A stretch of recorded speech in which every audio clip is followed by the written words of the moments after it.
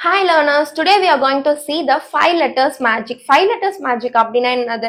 இங்கிலீஷ்ல நம்ம டெய்லியுமே பேசிட்டு இருக்கோம் இல்லையா? அது எல்லாத்துலயுமே பாத்தீங்கன்னா 5 வார்த்தைகள் உள்ள சென்டென்சஸ் நம்ம நிறைய யூஸ் பண்ணுவோம். இது வரைக்கும் யாராவது அதை நோட் பண்ணிருக்கீங்களா? இல்லைன்னா இப்ப நீங்க ஏதாவது ஒரு சென்டென்ஸ் நீங்க யோசிச்சு பேசி பாருங்க.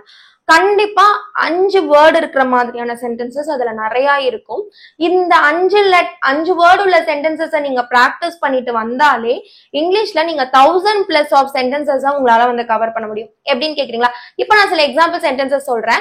அதை பார்த்தாலே உங்களுக்கு ஈஸியா புரிஞ்சிடும். ஓகேவா? If you are watching our channel for the first time, please do subscribe and also like this video, right? Okay. இப்ப பாருங்களேன், I want a tea please.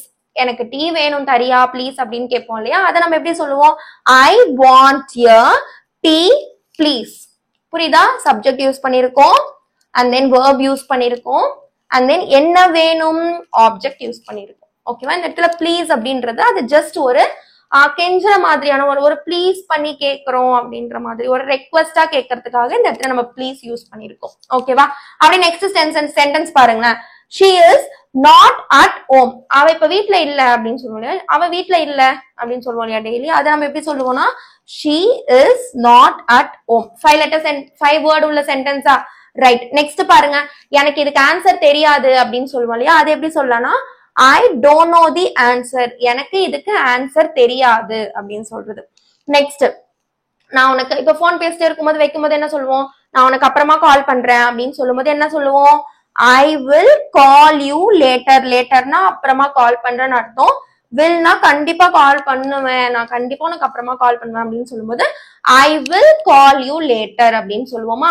Next பாருங்க, we go for a walk. நாங்க இப்போ ஒரு சின்னதா ஒரு walking மாதிரி போறோம் அப்படின்னு சொல்லும்போது we go for a walk அப்படின்னு சொல்லுவோம். அவங்க எல்லாம் இப்ப படம் பார்த்துட்டு இருக்காங்க அப்படின்னு சொல்லும்போது they are watching a movie. இந்த இடத்துல இங் அப்படின்னும் போது நம்ம வந்து இது வந்து கண்டினியூஸ்ல இருக்கு. கரெக்டா? இப்ப அவங்க படம் பார்த்துட்டு இருக்காங்க அப்படின்னு சொல்லும்போது they are watching a movie அப்படின்னு சொல்றது. நெக்ஸ்ட், நம்ம பார்க்ல மீட் பண்ணலாம் அப்படின்னு சொல்லும்போது we will meet at park. நம்ம பார்க்ல மீட் பண்ணலாம் அப்படின்னு சொல்லு. இதே வந்து நான் சாயங்காலமா உன்னை பார்க்ல மீட் பண்றேன் அப்படின்னு சொல்லணும்னா நம்ம என்ன சொல்லலாம்? we will meet at park tomorrow அப்படின்னு சொல்லலாம். என்ன வந்து இந்த ஈவினிங் டைம் அப்படின்னு சொல்லலாம். நெக்ஸ்ட், ரைட்டா? நெக்ஸ்ட், நான் வந்து பஸ்ஸுக்காக வெயிட் பண்ணிட்டு இருக்கேன் அப்படின்னு சொல்லும்போது I am waiting for bus. தானே 5 letter 5 word ஆயிடுச்சா? Okay, right. So I am waiting for bus. நான் பஸ்ஸுக்காக வெயிட் பண்ணிட்டு இருக்கேன் அப்படின்னு சொல்லும்போது இதுவுமே வந்து என்னது? 5 word உள்ள சென்டென்ஸ் தானே. சோ அப்போ நீங்க பாத்தீங்கன்னா தெரியும், நிறைய சென்டென்சஸ் வந்து நம்ம வந்து 5 வேர்டு இருக்கிற மாதிரி தான் நம்ம நிறைய சென்டென்ஸ் நம்மளோட டெய்லி லைஃப்ல யூஸ் பண்ணிட்டு இருக்கோம். டக்குன்னு இப்ப நீங்க ஏதாவது ஒரு 5 வேர்டு இருக்கிற மாதிரி ஒரு சென்டென்ஸ் திங்க் பண்ணி எனக்கு கமெண்ட் பண்ணுங்க. இப்பவே கமெண்ட் பண்ணுங்க பாப்போம். ஃபாஸ்ட் ஏதாவது ஒரு 5 வேர்டு இருக்கிற மாதிரியான ஒரு சென்டென்சஸ் ஃபார்ம் பண்ணி கமெண்ட் பண்ணுங்க. நவ இப்பவே கமெண்ட் பண்ணுங்க பாப்போம். ஃபாஸ்ட். ஓகே, எல்லாரும் கமெண்ட் பண்ணிருப்பீங்க. நம்மள அப்படி உடனே நல்லா கமெண்ட் பண்ண முடியலனாலும் பரவாயில்ல, யோசிச்சு கமெண்ட் பண்ணுங்க. இப்போ உங்களுக்கான ஹோம்வொர்க் ஆர் பிராக்டிஸ் சென்டென்சஸ் பார்த்துடலாமா? அவள் சிவப்பு நிற புடவை அணிந்திருக்கிறாள். இது இவ்வளோ பெருசா இருக்கலாம். ஆனா இங்கிலீஷ்ல நம்ம என்ன பண்ணுவோம்னா இது வந்து 5 வேர்டு கொண்டே இந்த சென்டென்ஸை நம்மளால எழுத முடியும். எழுதி காமிக்கிறீங்களா? எனக்கு எழுதி கமெண்ட் பண்றீங்களா? அவள் சிவப்பு நிற புடவை அணிந்திருக்கிறாள். நெக்ஸ்ட் பாருங்க, நாங்கள் கோவிலுக்கு செல்கிறோம். நாங்க கோயிலுக்கு போறோம் அப்படின்றது. இதுவுமே வந்து 5 வேர்டு தான் வரும் இந்த சென்டென்சஸ்ல. நான் உங்களுக்கு ஒரு க்ளூவே கொடுத்துட்டேன்.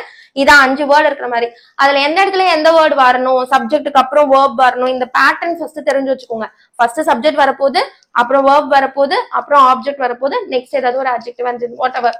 சோ அந்த மாதிரி ஒரு சென்டென்ஸ் ஃபர்ஸ்ட் எந்த பேட்டர்ன்ல இருக்கணும் அப்படின்றத நம்ம ஆல்ரெடி சென்டென்ஸ் பேட்டர்ன் பத்தி ஒரு வீடியோ போட்டிருக்கோம். சோ அதை பத்தி ஒரு தடவை பார்த்துட்டு வந்துட்டீங்கன்னா அதுல இங்கிலீஷ்ல இருக்கிற ஓவரால் சென்டென்ஸ் பேட்டர்ன் எப்படி இருக்கும்? subject plus verb, subject plus verb plus object, subject plus verb plus direct object, indirect object. இந்த மாதிரி எந்த மாதிரியான சென்டென்சஸ் தான் சென்டென்ஸ் பேட்டர்ன்ல இருக்கும் அப்படின்றத நான் அந்த வீடியோல சொல்லியிருக்கேன். சோ அதை போய் ஒரு தடவை பார்த்துட்டு வந்துட்டு இந்த சென்டென்ஸ் நீங்க ட்ரை பண்ணுங்க. ரைட்? ஓகே. அவள் நடந்து கொண்டே பேசுகிறாள். அவள் நடந்துட்டே பேசிட்டு இருக்கா. ஓகேவா? இப்ப நம்ம போன்ல பேசும்போது என்ன பண்ணுவோம்? அப்படியே சும்மா வாக்கிங் போயிட்டு நடந்துட்டே பேசிட்டு இருப்போம் இல்லையா? சோ அதுதான் இந்த சென்டென்ஸ். அவள் நடந்து கொண்டே பேசுகிறாள் அப்படின்னு சொல்றது. ஓகேவா? சோ இது உங்களோட ஹோம்வொர்க் சென்டென்ஸ். இது இல்லாம நீங்களுமே வந்து நிறைய வேர்ட் ட்ரை பண்ணுங்க. அண்ட் 1000+ சென்டென்சஸ் உங்களால கண்டிப்பா வந்து ஃபார்ம் பண்ண முடியும். அண்ட் இப்போ நான் வந்து உங்களுக்கு நிறைய 5 வேர்ட் உள்ள சென்டென்சஸ் கொடுத்துருக்கேன் இல்லையா? சோ இது பக்கத்திலே நீங்க இன்னுமே I want a tea please, can you bring it now, உன்னால இப்ப அதை எடுத்துட்டு வர முடியுமா அப்படின்னு சொல்லலாம். Next, she is not at home, அவ வீட்ல இல்ல, அப்புறமா வரீங்களா. கேன் யூ கம் லேட்டர், உங்களால அப்புறமா வர முடியுமா அப்படின்னு கேட்கலாம்.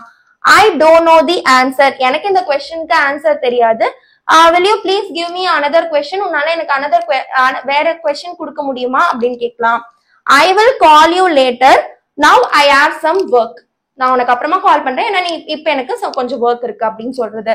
Next, we go for a walk because I'm very busted, எனக்கு ரொம்ப வந்து ஸ்ட்ரெஸ்ஸா இருக்கு, சோ அதனால நாங்க கொஞ்சம் வாக் போயிட்டு வரோம் அப்படின்னு சொல்லலாம். Next, they are watching a movie, the movie is very interesting அப்படின்னு சொல்லலாம். Next, we will meet at park and decide what we need to do next, அடுத்து நம்ம என்ன பண்ணலாம் அப்படின்றத நம்ம பார்க்ல மீட் பண்ணும்போது டிசைட் பண்ணிக்கலாம் அப்படின்னு சொல்றது.